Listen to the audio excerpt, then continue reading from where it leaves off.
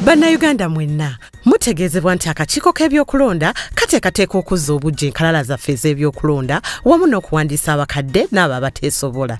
Enteekateeka eno egenda kubeera ku buli muluka okwetooloola eggwanga lyonna okumala ennaku 20. Okutandika ng'ennaku z'omwezi 2 omwezi guno ogwa January 2025 okutuusa ng'ennaku z'omwezi 10 omwezi gwa February 2025 buli lunaku okuva ku ssaawa 2 ez'okumakya okutuusa ku ssaawa 12 ez'akawungeezi nga kw'otadde olw'omukaaga ne Sande awamu n'ennaku enkulu zonna. Okuzza obujja enkalala kugendereddwamu okwongeramu ebikwata ku balonzi abatuukiridde ebitali mu lukalala lw'abalonzi olw'eggwanga. Ku mulundi guno bino wammanga bye bijja okubanga bikolebwa. Okuwandiisa abalonzi abapya ate nga batuukiridde. Okukyusa ebiwandiiko ebikwata ku balonzi abandyagadde okukyusaamu ku bifo we balondera.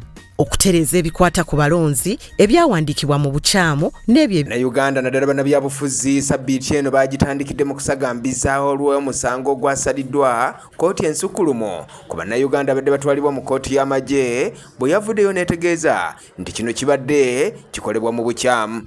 Wabula newankubadde nga bajjaganyayo omukulembeze w'ekibiina kya NUP Kyagulanyi Ssentamu bano abasekeredde ng'agamba nti kye baliko tebakitegeera kubanga kkooti eyasaze omusango ate yebadde ekulemberamu okulinnyirira eddembe ly'abantu nti kubanga bangi badde batulugunyizibwa kyokka nga yeesuulirayo gwa Nnaggamba.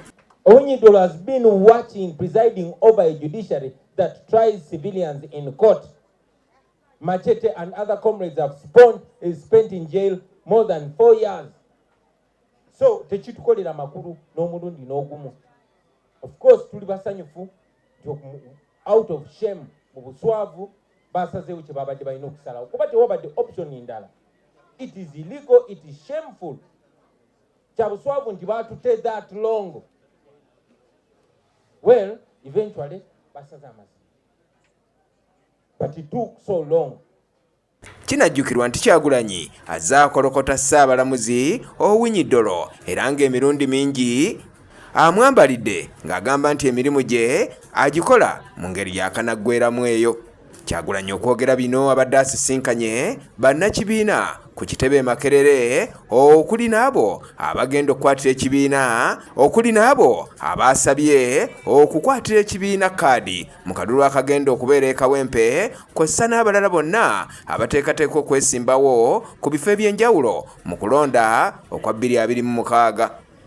Kyagulanyi akubirizza bannakibiina okubeera abeegendereza mu kaseera kano ate n'akalulu k'e Kawempe okukatwala nga nsonga nkulu n'olwekyo bakolere wamu okulaba ng'ekibiina kituuka ku buwanguzi. While we appreciate this small win, we want a big win of freedom, of ensuring that the rule of law works and works in time, because justice delayed is justice denied.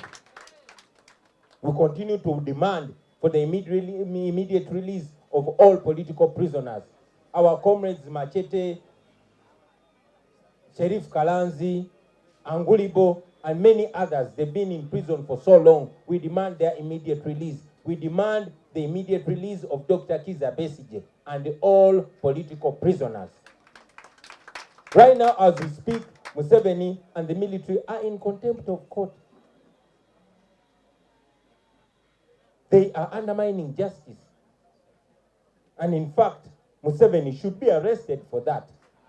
So, tumulabula tayongerako ku misango kw'egyo gye tugenda omuvunaana. Gunotagwongerako. We demand for the release of all political prisoners and immediate release. Bangi ku bannabyabufuzi ab'amanya naddala abaali bannakibiina kya DP balabiddwako nga bakuŋŋaanye ku kitebe kya NUP